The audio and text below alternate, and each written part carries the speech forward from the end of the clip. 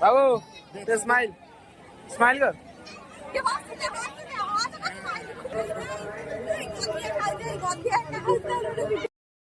Hello friend, जय जगन्नाथ। मैंने भावुए एत दिन है कहीं किसी भिड आसी पारुनी कारण मो देह भल नाला कि दिन हम मत बहुत जोर से ज्वर हो जाता तो किसी भिड आसी पार ना।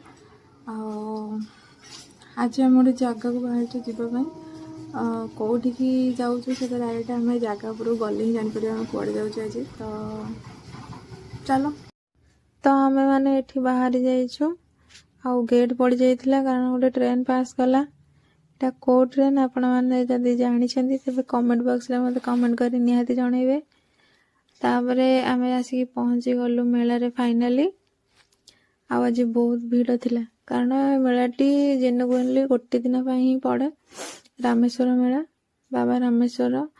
तो आगे आम जा ठाकुर दर्शन करदेवा तापरे जीवा मेला बुलवाई। आज बहुत भल भी मंदिर टाक सजा होता कारण आगुरी जो आसते मंदिर कलर हो नाला बहुत पुराना मंदिर थिला एबे बढ़िया सजे देछंती कलर हो जाइए और नुआ भी रिनोवेशन हो जाइए बहुत बढ़िया सुंदर लगुला। तो चलतु आज मेला को सिनेमैटिक शॉट रे एंजॉय करवा।